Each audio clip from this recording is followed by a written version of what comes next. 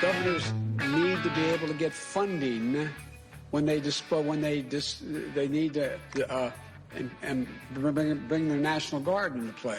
Very blunt. I'm so over it. I'm over living in a dictatorship that we call Michigan. What do you say to Americans, especially immigrant Americans who came to the United States looking for political stability and seeing all the things that the president is doing? What do you think is really going on here? In your view, Mr. President-elect, what do you think the president is doing? What are Americans witnessing here? Americans are witnessing a talentless member of the journalism community receive a paycheck from your tax dollars. That's what you're witnessing when you hear Yamiche Alcindor ask the president or tell the president how bad Donald Trump really is, which is what she was doing today. How is it that nobody can unplug NPR and PBS? How is this possible? We have 150 billion channels. Every poor person in this United States of America has cable. Everybody has it in a bigger flat screen than I have. It's just absolutely true. It's absolutely true. I'm sorry. This is not a race thing or an anything thing. No, every poor person has. I know a kid who's not a kid anymore. I guess he's my age. A guy who I owe $100 to, by the way. Sorry about that. I will give you your $100 if I see. Who do we owe $100? I do. We went out 10 years ago, maybe 9 years ago.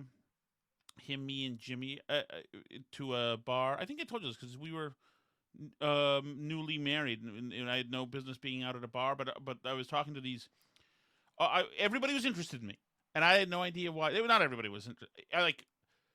This pack of three young ladies in their 20s wanted to talk to me. They weren't all over me, but compared to when I was viable in a young man and fairly attractive and wanted women to like me, they were like maybe they were just so unthreatened. They assumed I was an off-duty cop or like the grandfather of the person who owns the place. I don't know, but anyway. I was with a kid named Mike and another kid, and Mike paid for all the beers, and I tried to give him $100 at a funeral. But so the next time I saw him, and I brought my $100, and then I didn't trust his friend to give him the money. So I wanted to bring up the ladies. That's right. I was talking to these ladies, and it occurred to me because at that point we had a little baby daughter, and we had been newly married, and I didn't go out to bars and clubs. This is like a martini bar, and I was talking to these women, and one of them was talking to me, and she was like, while she's talking to me, it's loud. And meanwhile, I'm 40 or in my late 30s at this time, and I don't go to these places. And she's loud, but she's talking to me close, and she's like blowing in my ears. She's talking to me, and she smelled good and looked good and things like that. And I thought, I'm sure I told you this because I was probably did. I don't remember it. And I thought, like, this is. There was nothing. This was not a person who was. I don't think it was a person who was sitting. I don't know what it was, but I thought, there's just no good for a guy, especially a married guy. There's no reason to be out. There's no reason. There's no good comes of talking to a perfectly nice young lady.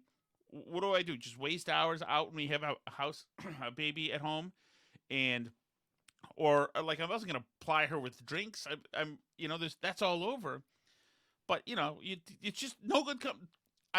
It's good. There's a reason. There are many reasons. Men are stupid. So I mean, obviously I was pushing 40, but had 17 Jägermeister shots come my way, I don't have the training to say no to something like that. I certainly didn't at that age. And then who knows who knows? It's just a better thing.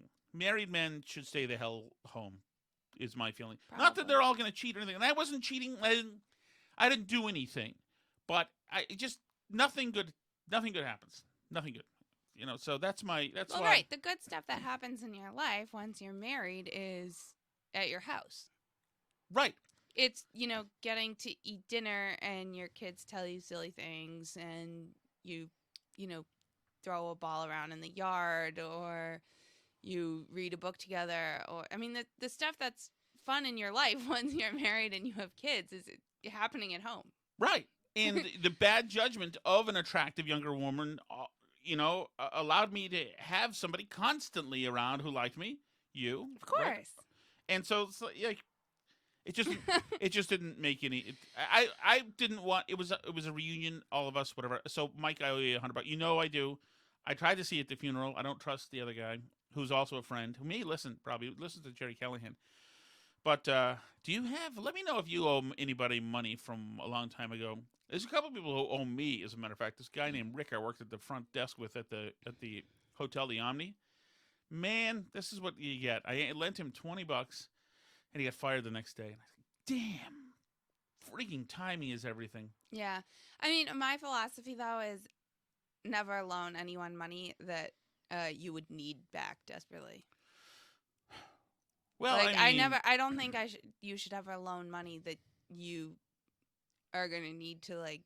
Well, no, I understand that. But when you're a frivolous dumbhead. But I mean, like, I'm just not going to chase anybody for money. So, like, I either see what somebody you're saying. pays me back or they don't pay me back. Like, if I'm loaning someone money, I want to essentially consider it a gift. And if they pay me back, awesome. But So there's another I don't time, and this was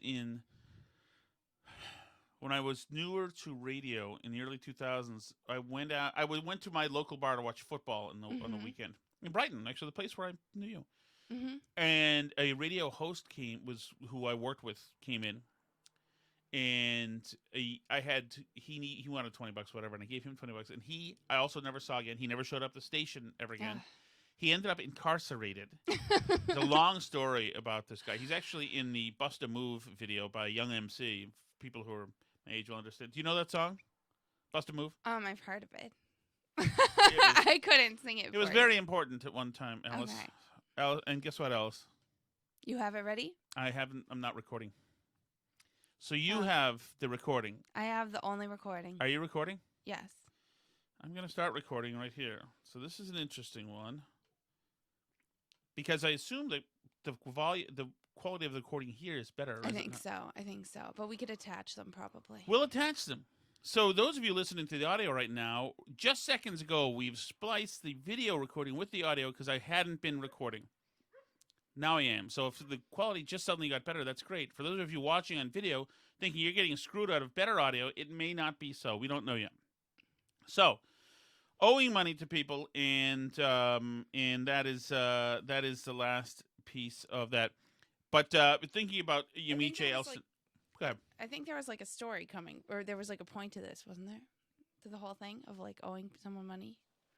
It was going somewhere. Talking about Yamiche Elsinder in PBS, and everybody has flat screen TVs. That. Oh yes, my friend who I owe money to, Mike, is a fireman, and he talks about a lot of the fires that they have to go to are the projects all over the place, and that they are just blown away at how awesome these places are.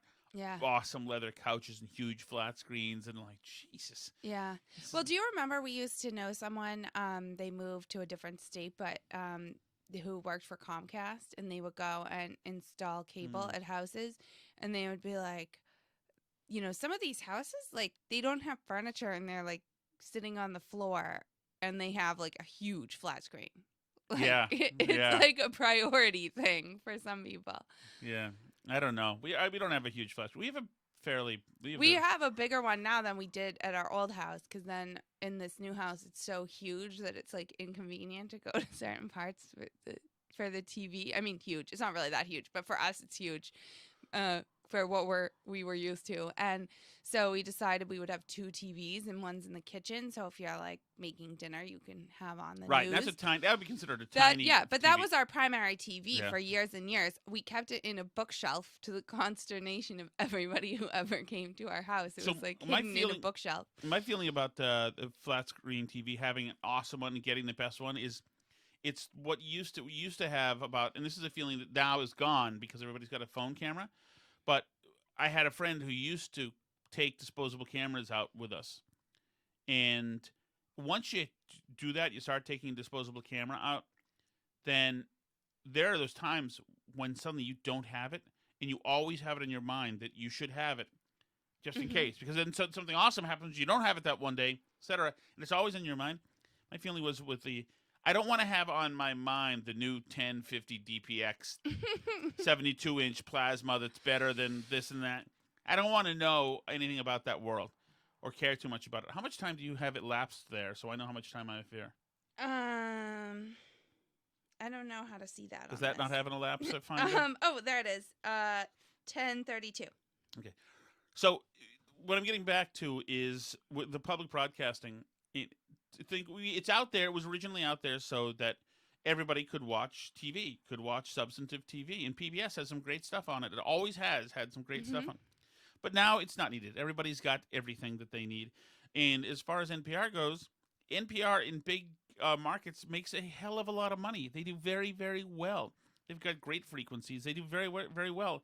They make money already. They don't need the public's money. As they always tell us when they're explaining to us that they don't really get that much public money. Right, but Yeah. when you try to take it from them, Then- they then scream it's bloody a murder, problem. and they take hostages right there in front of you.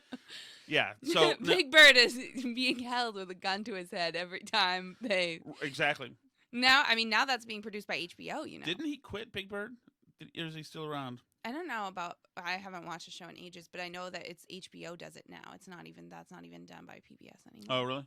Yeah. So, which was also an outrage when it happened, but it's been fine. Yeah, those days are No outdated. one's- You don't need that. I mean, there's it's going to be a thing soon. In the next couple of years. First of all, we're spending trillions already on coronavirus relief. We're going to spend probably at least $3 trillion just for the next stimulus. The Oh yeah, because they ease were the already pain like loan. almost at And two. that's right. And that's if we don't roll that into something or supplement that or make that an almost satellite relief package to a huge stimulus. You know, there's a big baby coming that's going to have infrastructure and it's going to have possibly college debt relief.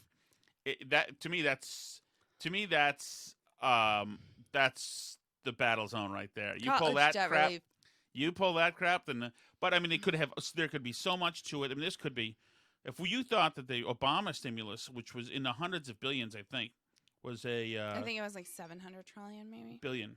I mean, yeah, 700 billion. It was like close, like 3/4. Right, of and a there was trillion, money yeah. just flushed right down the toilet in that. Now, unless we, of course, get some, which I'm In all which for. case, you love it. I'm all for it. Yes. Well, here's the thing, paging Andrew Yang. Direct payments are much better than any of this, like, we'll find the project. Because people in government are incompetent. They're terrible at this. They're bad at picking winners and losers. They're bad at telling people what to do with their money. They're terrible at it. So if you're going to waste a bunch of money, you might as well give it directly to people. That's where it'll make a difference. Alice, giving directly to people doesn't get you your meals taken care of, and get you stock options into these huge interests. You know, the way to play the game is to find the big guys and let them do all the work. Right. Let them write the legislation for you. Right. That's why And the they'll give 'em- agriculture industry is the biggest lobbyist about food stamps. It's not, food stamps aren't about poor people. Food stamps are about propping up certain segments of the U.S. agriculture industry. There's a reason why government cheese is a thing, because we buy a bunch of dairy to keep dairy prices up, to keep artificially high demand for dairy so that dairy prices don't drop. I mean, like, it makes no sense. We could just give the poor people the money and let them shop for stuff. You know, we have one kid with food allergies, so I talk to a lot of food allergy parents and food allergy parents that are on WIC. It's a constant battle because WIC only lets you buy certain very specific things, and you can't substitute out when you have allergies. And these poor moms whose kids have allergies are trying to figure out what they can use their stupid WIC money on. And like, their kid's allergic to dairy, and the people that they have to deal with are like RMV type idiots who are telling them like that their kid can have, you know, yogurt instead of milk, and they're going like, no, that doesn't work either, my kid's allergic to all dairy. Like, it's just the incompetence, and like all that money that you're paying all those idiots to like talk down to people on the phone because they're poor and they don't deserve to be treated with dignity by the government. Like, all those people that we pay, that comes out of the money for the program.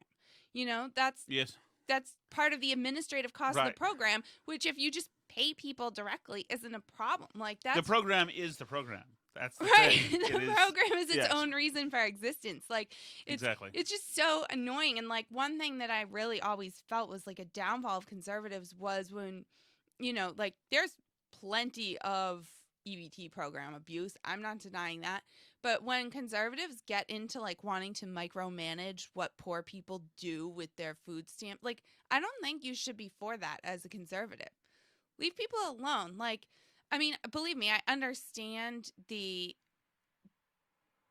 desire to make sure that the money gets used effectively, but what we end up doing is paying dumb government workers to come in and bother people who are, down on their luck or whatever, and treat them terribly and be awful. And like, that all is just wasted money. Like, there's way more of that's the problem in the program than like, of course the abuse is an issue too, but like, if we're going to give somebody money and they want to waste it on scratch tickets, like, I mean, Alice, I don't think that conservatives are worried about the people down on their luck. They're worried about the people gaming the system. oh yeah, like the woman who got arrested with like 8 EBT cards in her Right. car and whatever. And the people who are just getting so much supplemental government income through this or that or this or that. Well, yeah, but wouldn't a lot of that be like streamlined if you just went like, look how efficiently this stimulus program went out to people. Like, the IRS is used to dealing on that scale of people. So they were able to very efficiently get a lot of people money in a very short amount of time. I mean, like, that's one thing that I think doesn't necessarily get talked about in terms of the stimulus, because we never saw stimulus before that operated that way, where they just literally sent everyone a check. And it really, I think, put to shame all the state programs that run all these different things, and WIC and this and that and EBT and all that stuff. Like, just throw it all in the garbage and let the IRS like offer people a bigger tax credit for having kids or something. It's a very important lesson about government is that they absolutely cannot do Project A. They can't do it. Can't be done, can't be done, can't be done, can't be done until there is a desperate plea from all parties, including those interests that are most influential. And then suddenly they sure as hell can do it. It is miraculous. It reminds me of people who aren't from Massachusetts. There was this loophole about 7 years ago or so that allowed for upskirt photography on the MBTA. Right. So for some reason, with cell phones, with this, that, you could there were men taking pictures, upskirt pictures of girls sitting, or whatever they were. You get it. Right, because like taking a photo of somebody in public is legal. Exactly. And so this was happening on the MBTA, of course it's going to be when you give guys a camera and perverts a camera, and of course it's going to. But you repeat yourself. Right. Right, Yeah, guys exactly. and Yes. perverts.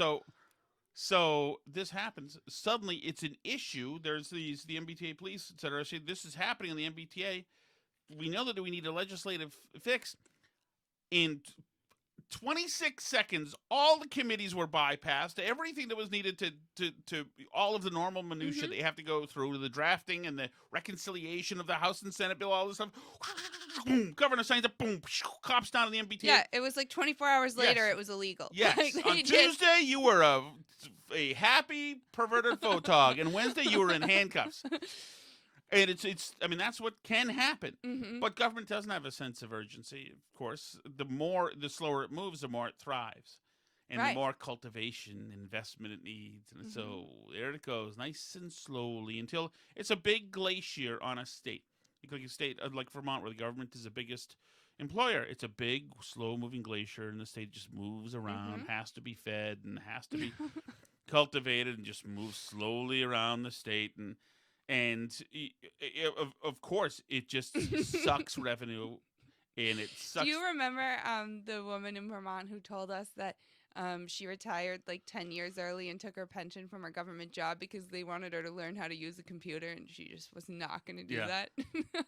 So now she's getting paid to not use the Right. computer.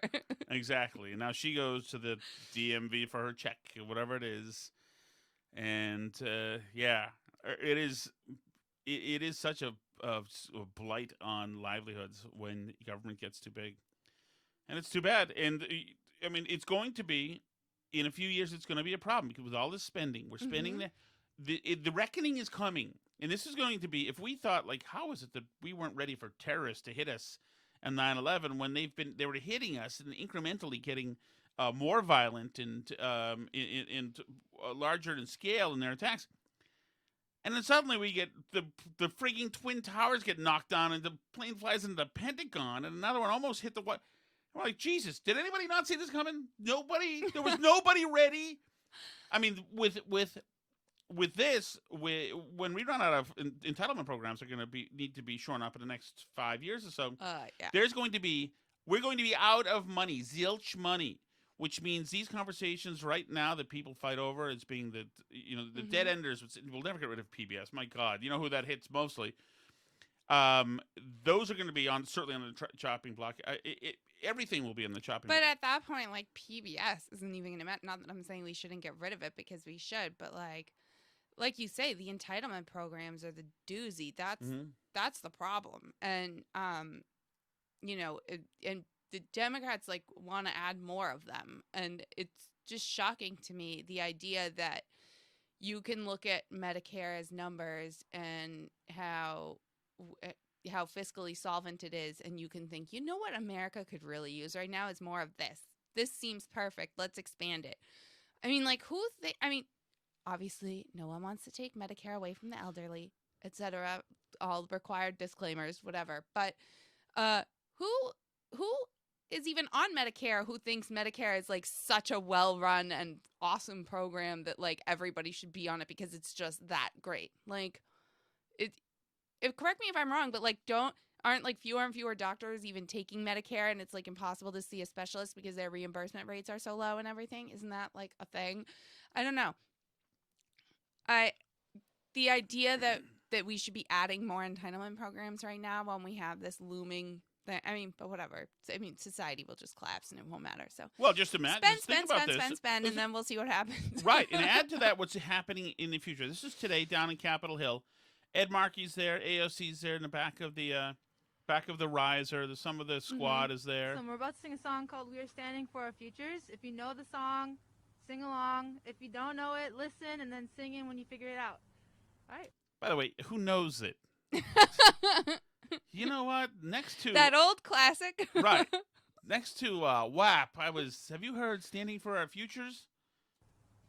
We are standing for our futures. We are healing what is wrong. We are standing for our futures, and together we are strong. We are standing for our futures. We are healing what is wrong. We are standing for It's just repetitious. Is it a song or is it a chant? It's more of a chant. Yeah. We are standing Everyone! Now Marky's back there dancing, which is excellent. So there they are singing, yeah, we're standing for their futures. We're not. It's not that we're going to ratchet back carbon-based energy whatsoever. Right. It's not that cap and trade regulations are going to go through the roof and we're going to have to retrofit buildings so that they're, completely green. It's not that we're going to dial back fracking and everything else right now that's brought us essentially, the fruitfulness that we enjoy. We're standing for their futures. It's got a song. So feel good about that while this is happening. So we're going to have less. We're going to have less revenue coming into the system.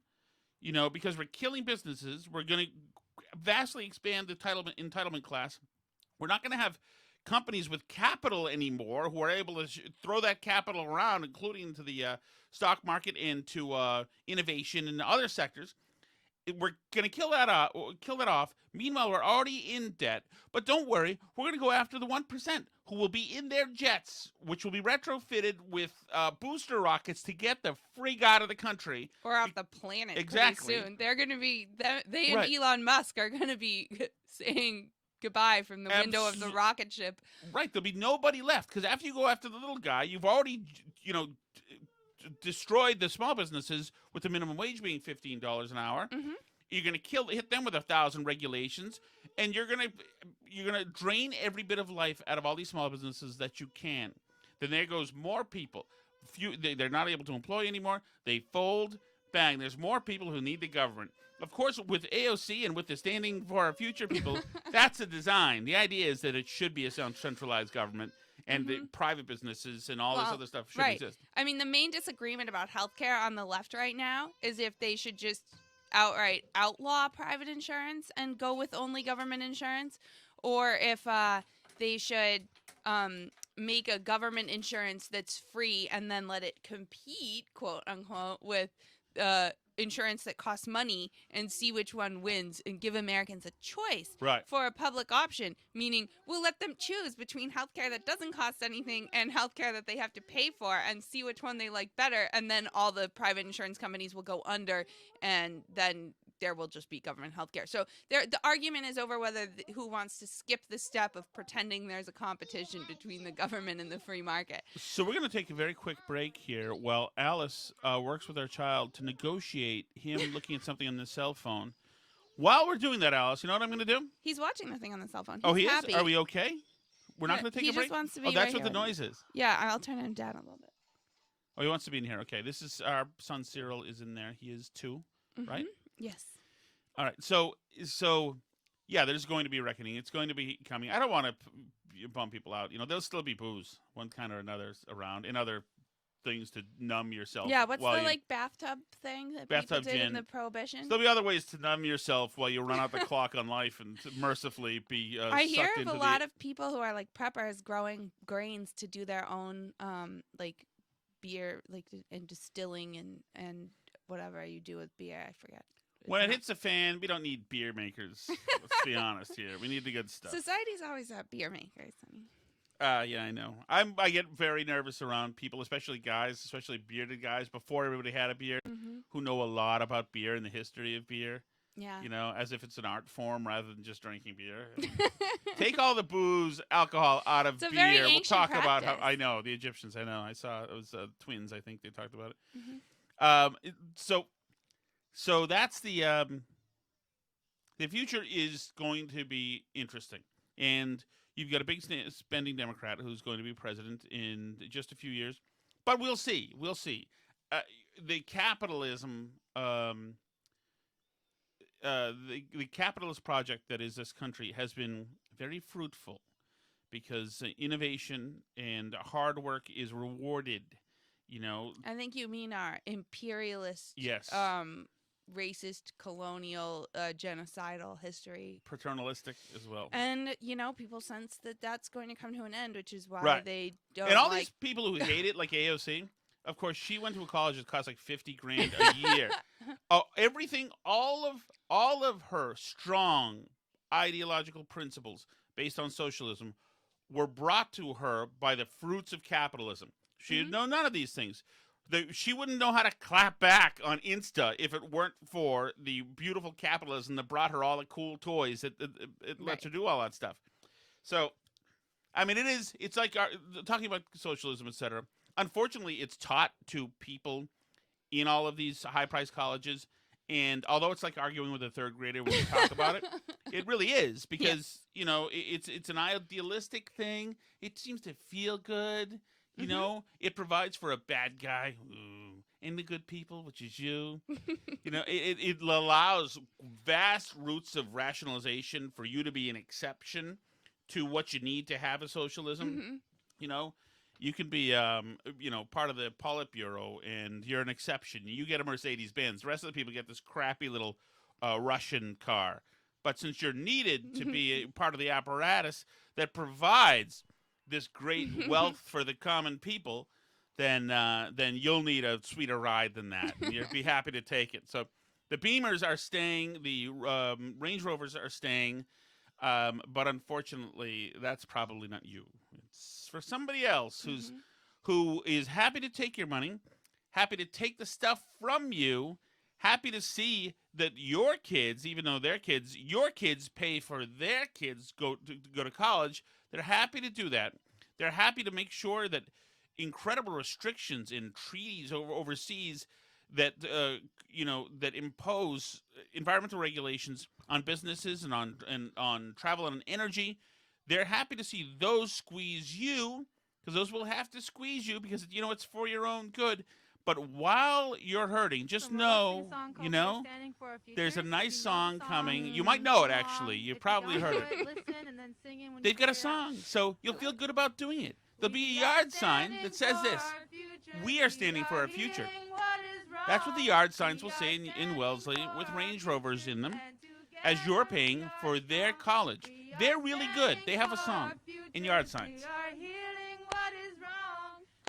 And why wouldn't you not want to stand for the future, by the way? Right?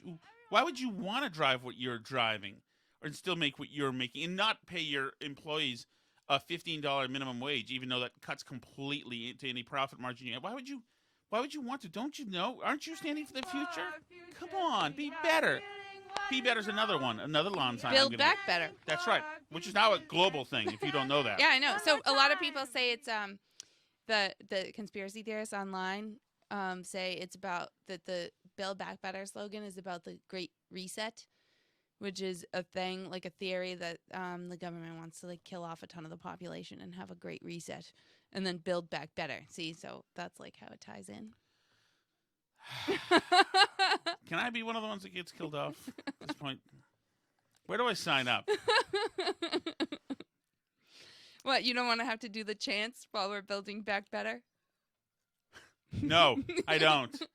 I'd be like, when all the people from the Wakefield go outside and they're like, okay, we have to do, is this today? Is today a knee in the Black Power thing, or is today standing for the future song? Ned, do you know? I think it's Black Power. We think it's Black Power. Okay, here we go. Or is it Women's Health Services? It's Women's Health Services. Who wouldn't want women to be healthy? Jesus. Along those lines, and we won't get into today, although we probably should talk about it sometime, but have you seen the cover of The Atlantic? No. The last generation of Down syndrome. Oh. Yeah. Oh, I hate that. I know you don't. We won't get into it. We won't get into it. But just know that the people celebrating the worst people who have on planet Earth. Alice, those are the. They've cured Down syndrome, honey. I know. Well, those are the people. Just like they have in Europe. They've got Range Rovers. They've got yarn signs. What are you calling them worse for? These are people. These are very good people, Alice. These are people. They have to do all the right things. They say all the right things. Stuff is rainbow when it needs to be. Stuff is Black Power hand when it needs to be. Do you know at what point in the pregnancy? Avatar? Do you know? Alice, they have a song. We are standing for our futures, and together we are strong. We are standing. Nothing creepy at all about celebrating the. Do you know at what point in pregnancy you can detect Down syndrome? I don't, Alice. It's pretty far in. But anyway, that's neither here nor there. We won't get into that today because I'll be too upset. I understand. But I mean, how ugly. Well, to me, it's not. And I'm not. We won't get into the abortion stuff. I'm not. Alice has stronger feelings than I have. Well, we both have stronger feelings. She brings more of a moral, I think, argument to it.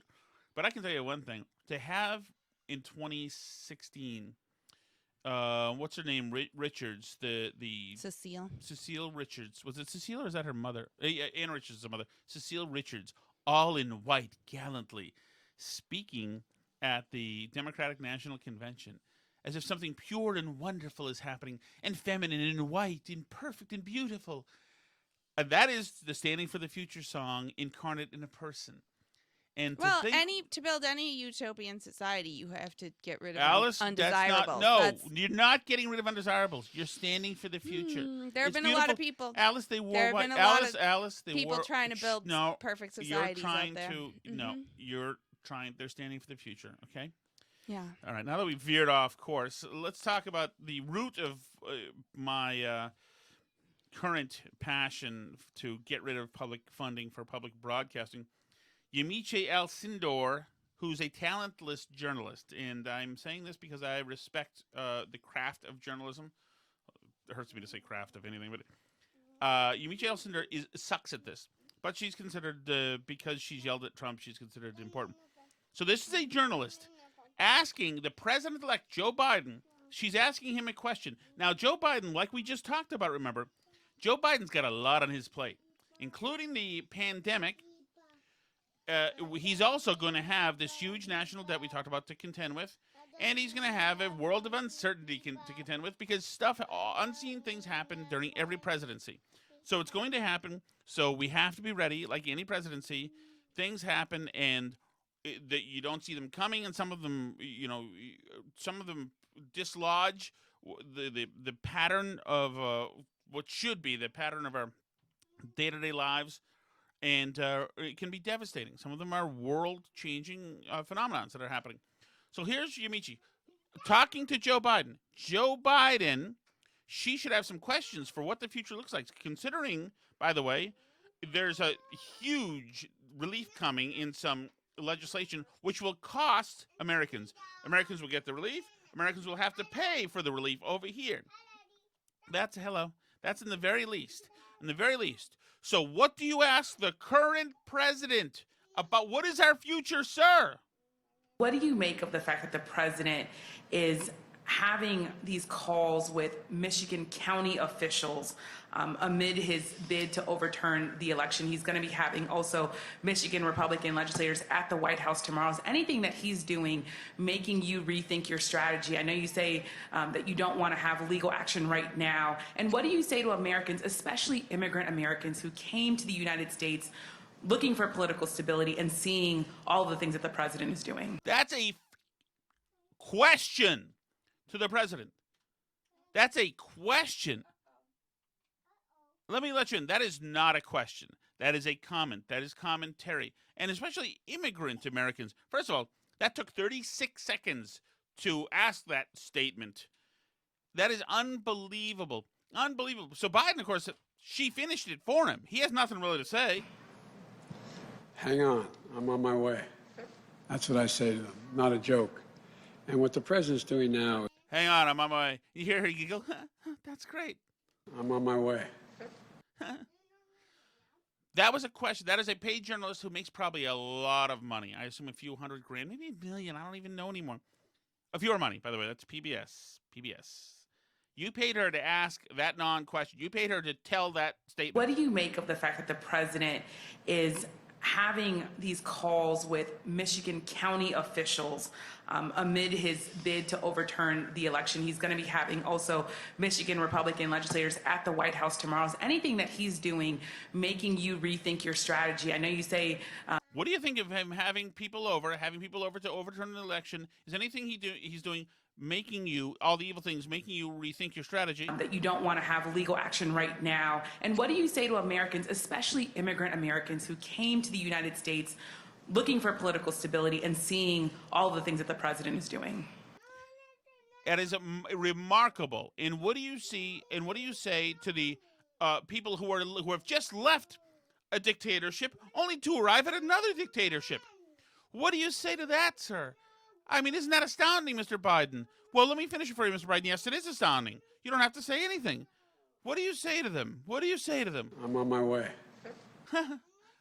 He is on his way. Oh, you're on your way. Okay, sir. So Joe Biden asked what he'll say to immigrants who have just left the dictatorship, who are now arriving at the Trump dictatorship. I'm on my way, he says. Jesus. Of course, with a question like that, or like a statement like that, you get another chance. And when you take a step back and you look at the way the president is handling... Which sucks, by the way. It's a terrible way he's handling it. Historically, just completely abhorrent. If you didn't know that, Mr. President-elect, just so you know. And the immigrants hate it, too. And it's like being a dictatorship again, which, if you didn't know, is what they're saying about it. His refusal to concede. What do you think is really going on here? Get in his head for a moment. What kind of idiotic thought process or insanity is flowing through his neurons right now, sir? Could you tell us? You, Mr. President-elect, what do you think the president is doing? What are Americans witnessing here?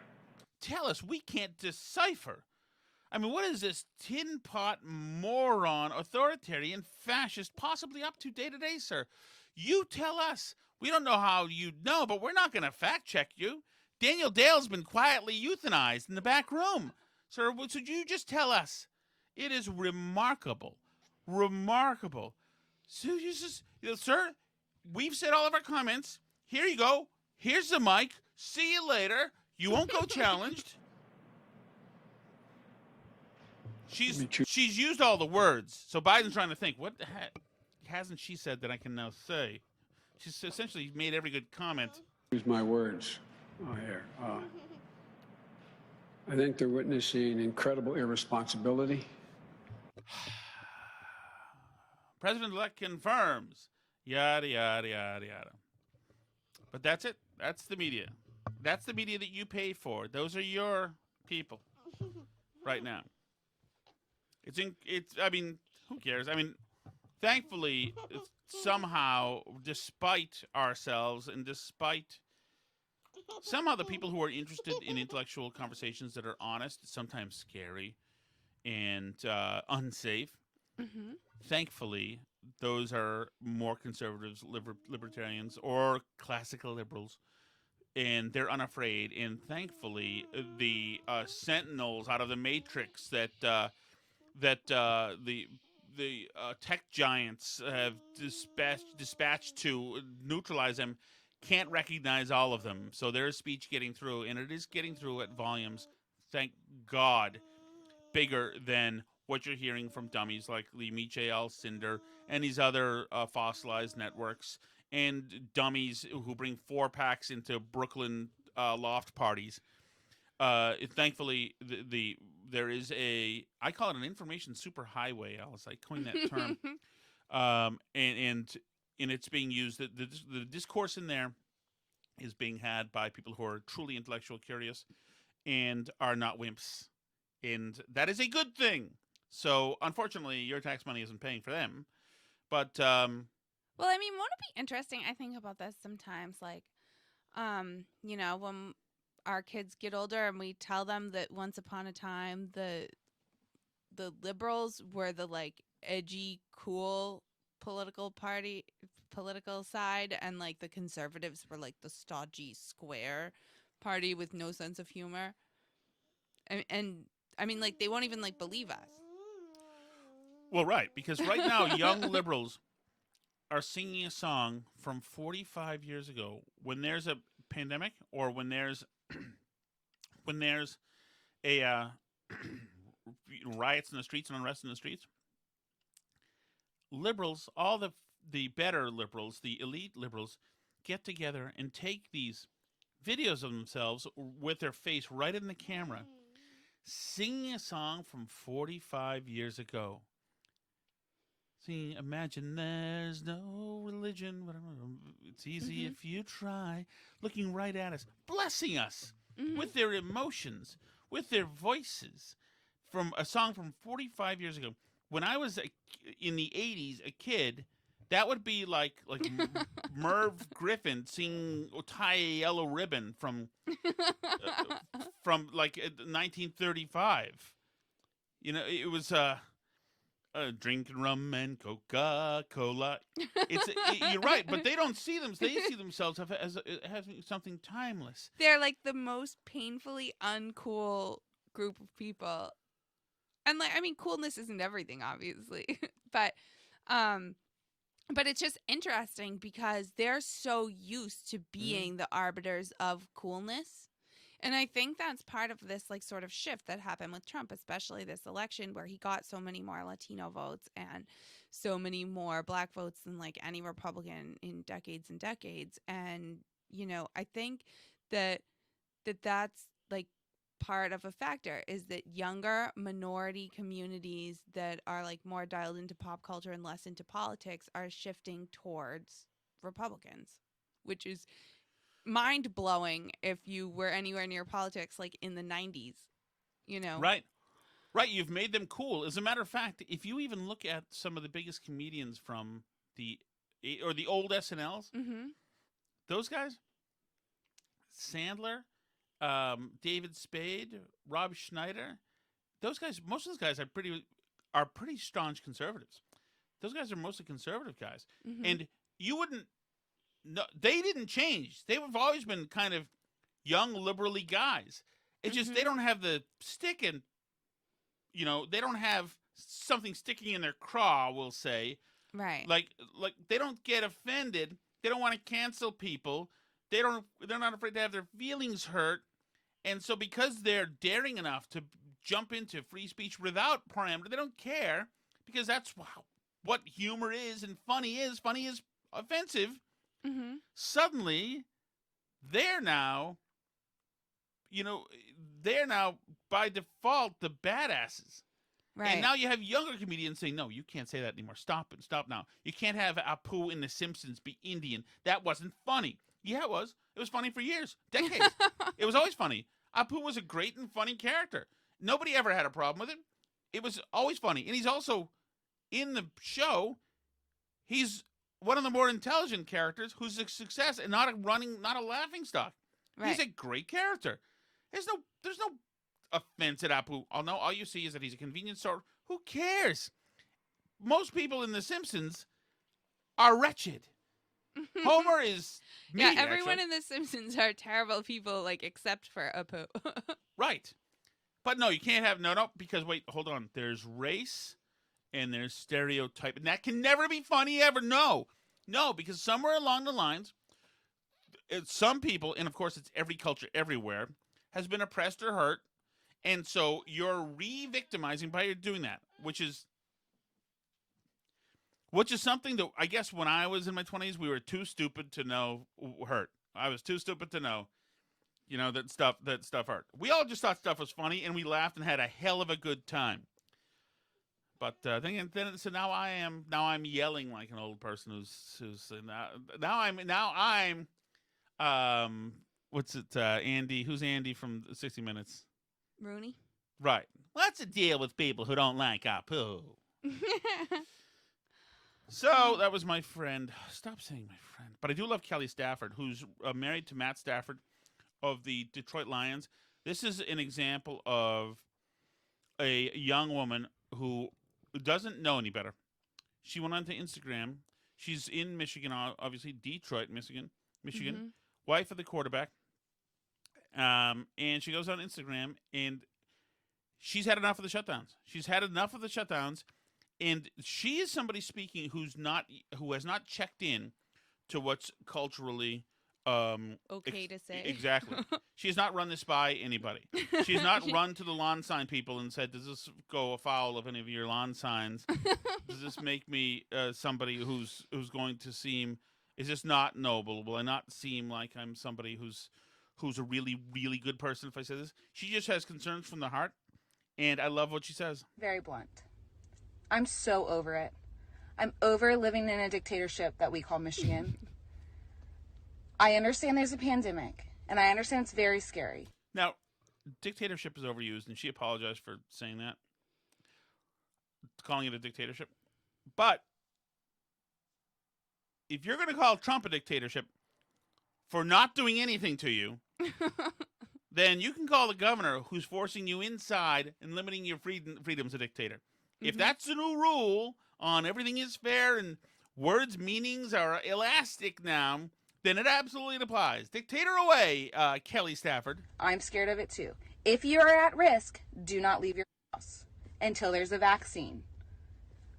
But shutting down all these small businesses, things that people have worked their life for, shutting them down again is not the answer because they will not make it. So once we are able to leave our house, once this dictatorship decides to let us have some freedom, there will be nothing left. I'm just over it. I see all these people and it brings me like to tears. Believe me, I know there's people out there that are stating, that's really ignorant of you. How could you say that? Listen, I know not everybody's going to agree with me. Not everybody's going to agree with my every move I make. That's life, okay? We state our opinions, we move on. This is my opinion. I feel for these small businesses. It's not that I don't feel for the people that have COVID or the hospitals. I do. But this is my opinion. I do not feel like I do not like living in a place where they tell me what I can and cannot do. I live once.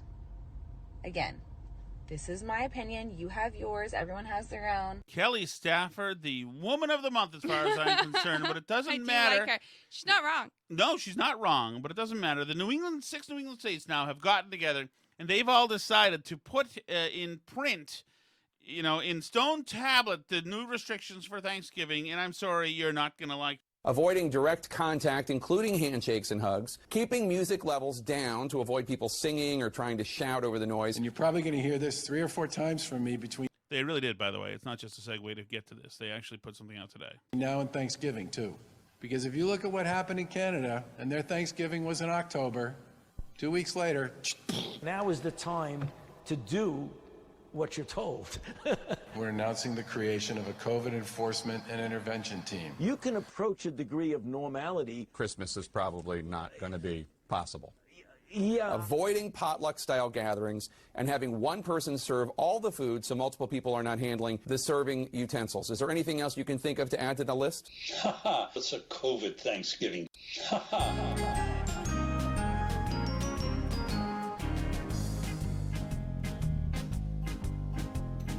Follow the orders and wear your mask. Don't send your kids to school. The state knows the way to keep us all safe if we follow the COVID rules. Follow the orders and wear your mask and keep your business closed. We hope you'll be fine while you can't make a dime and Amazon grows and grows. We hope you'll be fine while you can't make a dime and Amazon grows and grows. Follow the orders and wear your mask. Don't stay up past 9 p.m. Keep washing your hands and don't see your friends in groups of more than 10. Follow the orders and wear your mask and stay 6 feet apart. No hugs for mom till COVID's gone. We need you to be smart. No hugs for mom till COVID's gone. We need you to be smart. This is great. I'm having so much fun. Oh, isn't this wonderful? I love COVID Thanksgiving. Remember what happened in Canada? Mommy, I just counted. The neighbors have 12 people over. Should I call the hotline? Yes, Susie, you know the number. I hope I get to be the government-authorized food server this Thanksgiving. I'm sorry, honey. Your brother's doing that this year. But you can have the job on Christmas. A degree of normality day. Follow the orders and wear your mask and turn your music down. Don't sing any songs or stay too long or pass the food around. Follow the orders and wear your mask. Don't travel out of state. If you wear lax when you come back, you must self-isolate. If you relax when you come back, you must self-isolate. Follow the orders and wear your mask. Keep an eye on who's next door. If they gather in groups, we'll send the shock troops any cost to win the war. Follow the orders and wear your mask. They know what's best, they say. There'll be no fun till the cases are none, for this is Thanksgiving Day. There'll be no fun till the cases are none, for this is Thanksgiving Day.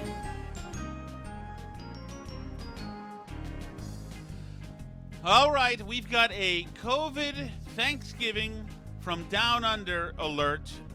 This is the story. Maybe it's not Thanksgiving related, but it is dog related. And lockdown related. Okay. Take it away, Alice. So Australia has locked back down.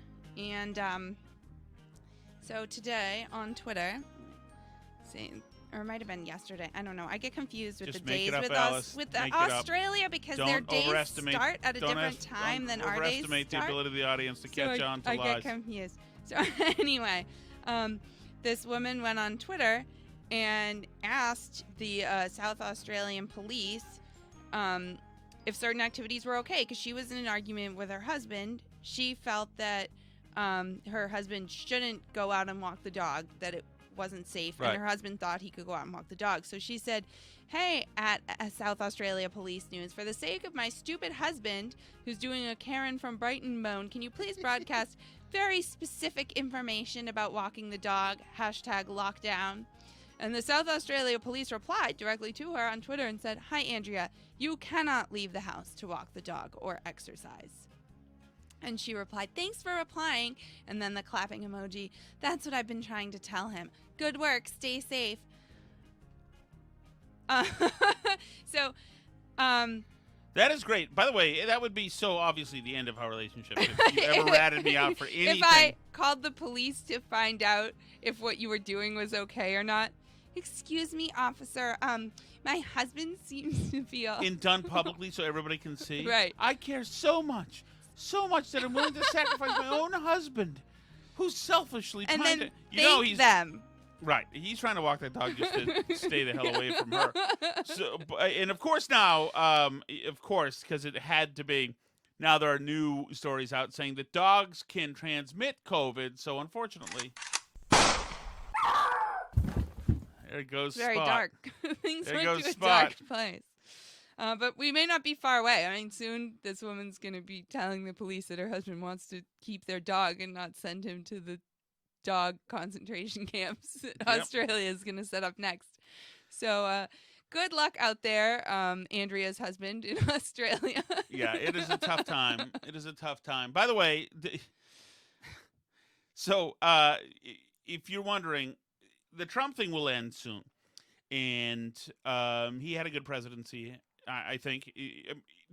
There was no doubt, like, at the top messaging, like in the White House stuff, there was some wild walking through plate glass, house fire, Matt Foley stuff happening. But the report card for 4 years is pretty damn good, and I'd take it. And there's some things that nobody will ever talk about, or at least not in the foreseen future. Yamiche Alcindor will not be talking about this. But foreign policy-wise, there's some stuff to look at and say, Jesus, all you needed was a little bit of resolve and this and that. But so I've been talking to a lot of friends on how exactly Trump ends this candidacy and concedes. And my feeling is it will be exactly like what I'm about to play here. And this is Trump from 2011. And just this is a template for exactly how it will look and feel for when Trump concedes to Biden or whatever. Expresses to the nation that he is ready to leave the White House and continue doing something else. Meanwhile, never quitting his crusade to expand democracy and voting rights, as a matter of fact. Today, I'm very proud of myself because I've accomplished something that nobody else has been able to accomplish. I was just informed while on the helicopter that our president has finally released a birth certificate. I'd want to look at it, but I hope it's true so that we can get on to much more important matters so the press can stop asking me questions. He should have done it a long time ago. Why he didn't do it when the Clintons asked for it, why he didn't do it when everybody else was asking for it, I don't know. But I am really honored, frankly, to have played such a big role in hopefully getting rid of this There issue. you go, getting rid of the speculation.